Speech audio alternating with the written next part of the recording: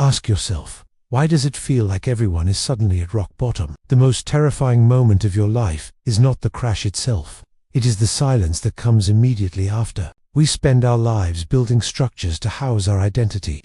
We build a career and call it security.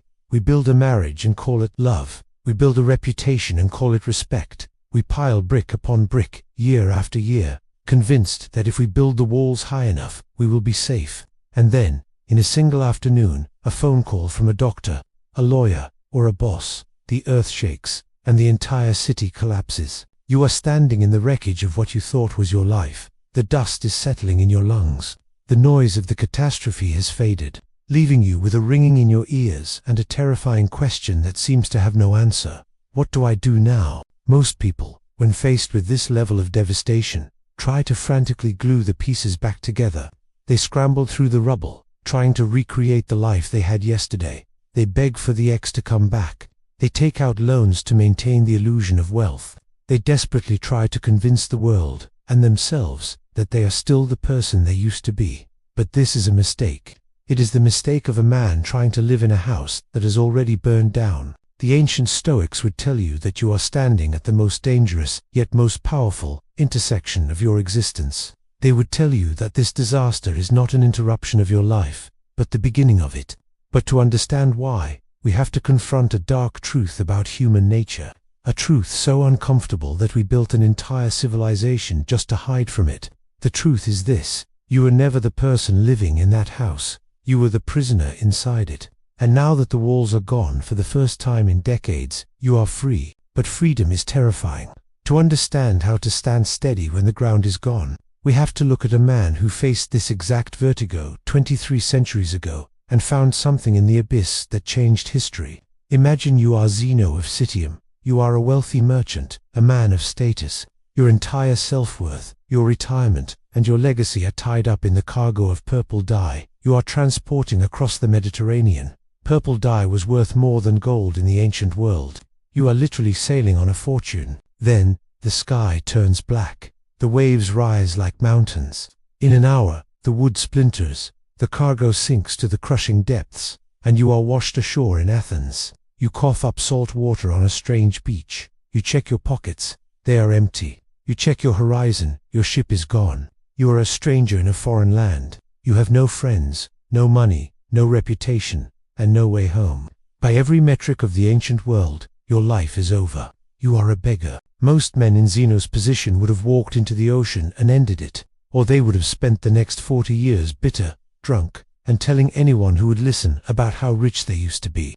They would have become a monument to their own tragedy. Zeno did neither. He walked into a bookstore. He picked up a book about Socrates, and as he read, a realization hit him like a physical blow. He realized that while the ocean had taken his money, it hadn't touched him. The storm had stripped away the merchant, but it had revealed the man. He famously said, "I made a prosperous voyage when I suffered shipwreck." How can a man call a catastrophe prosperous? It wasn't because he was delusional. It was because the shipwreck forced him to ask the question we avoid until rock bottom forces us to answer it. If I lose everything I have, who am I? If you are currently standing in your own shipwreck, you are Zeno. You are likely feeling panic, shame, and a desperate need to fix things. But Stoicism demands that you stop trying to fix the old life. The old life was fragile. It broke for a reason. We are not here to repair. We are here to rebuild. But a blueprint is useless if the construction site is covered in rubble. Before we can lay a single stone of this new life, we have to do something that goes against every survival instinct you have left. We have to clear the ground, and that means removing the one thing you are desperately clinging to. The first step in the Stoic rebuild is the demolition phase. Before a builder can erect a new skyscraper on the site of a collapsed building, he must clear the debris. He cannot build on top of unstable rubble. In your life, this rubble is hope. This sounds wrong. We are taught that hope is a virtue. We are told to hope for the best, but in the immediate aftermath of disaster, hope is poison. Hope is the refusal to accept reality. Hope is you staring at the divorce papers and thinking, maybe she'll change her mind. Hope is you looking at the bank balance and thinking, maybe the market will turn tomorrow. Seneca wrote, "He ceases to fear who ceases to hope." As long as you hope for the old life to return, you are paralyzed. You are a ghost haunting your own graveyard. To rebuild, you must kill the hope that things will go back to normal. They won't. The ship is at the bottom of the ocean. The purple dye is gone. You must look at the ruins of your life and say the most powerful phrase in the Stoic arsenal: it is what it is. This is not resignation. Resignation is lying down and dying. This is Amor Fati, loving fate. It is looking at the worst thing that has ever happened to you and deciding to use it as raw material. Think of a fire. If you throw a log into a fire, the fire doesn't say, "Oh no, a heavy obstacle." The fire consumes the log. It turns the obstacle into fuel.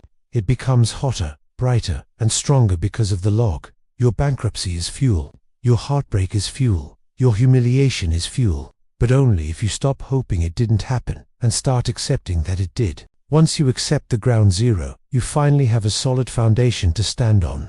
But a foundation is just a slab of concrete. It is not a shelter. To start raising the walls, we need a cornerstone that can never be moved, no matter how hard the earth shakes again.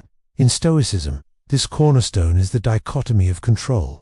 When you are rebuilding, you will feel overwhelmed because you are trying to rebuild the entire world at once. You are worrying about your reputation, the economy, your ex-partner's opinion, and the job market. Epictetus, who was born a slave and lived with a crippled leg, taught that this is insanity. He said there are only two categories in the universe: things up to us and things not up to us. When your life has fallen apart, category 2, things not up to us, is a chaotic nightmare. You cannot control if you get hired. You cannot control if they love you back. You cannot control if the bank forecloses. If you focus on these things, you will remain broken. You will be a victim. To rebuild, you must withdraw all your energy from the external world and focus it entirely on category 1, things up to us. Your character, your actions, your perspective. This is how you rebuild. You start small. You cannot build a career today, but you can send one email. You cannot fix your marriage today, but you can choose not to send that angry text. You cannot fix your reputation today, but you can tell the truth in this one conversation. You build an inner fortress. The external world might be a war zone, but inside the fortress of your mind, there is order. You establish a routine.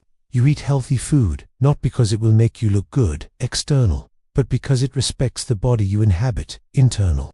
You work hard, not for the promotion external, but because diligence is a virtue internal. When you shift your goal from success to character, you become invincible. Why? Because the economy can take your money, but it cannot take your diligence. A divorce can take your partner, but it cannot take your capacity to love. You are moving your wealth from a bank vault, which can be robbed, into your soul, which cannot. And as you begin to stack these days of small, controlled actions, a strange phenomenon begins to take hold. You start to realize that the disaster wasn't just a random tragedy, it was a filter. You will start to see the architecture of ruin take shape. You will realize that the life you lost was actually full of things you didn't need, people who didn't know you, and obligations that drained you. The disaster was a forest fire that burned away the underbrush. You are leaner now. You are harder. You are less afraid. Remember, the person who has lost everything has a superpower. They have nothing left to lose. The CEO terrified of losing his job is a slave. The man who has already lost his job and realized he is still breathing is a king. You have walked through the fire and realized you are fireproof. You begin to rebuild, not because you want to get back to where you were, but because you see a higher peak. You are no longer building a house of wood and straw. You are building a citadel of granite. You stop asking, "Why is this happening to me?" and start asking, "What does this situation require of me?" If it requires endurance, you endure. If it requires courage, you are brave. If it requires humility, you bow your head and do the work. You treat your life like a master craftsman treats a piece of wood. The wood might be knotted and difficult, but the craftsman doesn't complain. He just sharpens his tools and carves. And this brings us to the secret that Zeno discovered in that bookstore in Athens, the payoff that makes the suffering worth it. You thought you were rebuilding your life. You thought the goal was to get the house back, the money back, the partner back, but that was never the goal. The goal of Stoicism is not to rebuild the city, it is to rebuild the citizen. If you follow this path, if you accept the ruin, focus only on what you control, and prioritize your character over your comfort, you will eventually get the external things back. You will find love again.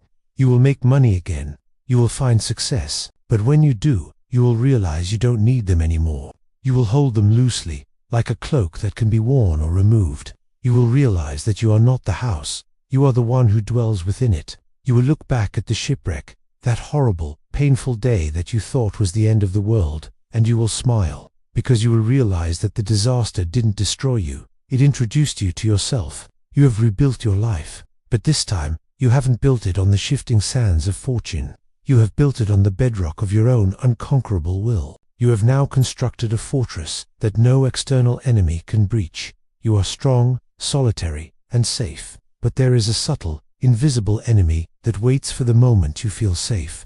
It is not a disaster from the outside, but a rot from the inside, born of your own success. Do you know how to spot the arrogance that topples empires before it takes root in your new life? Like and subscribe, and in the next video, we will hand you the weapon to fight the enemy of ego.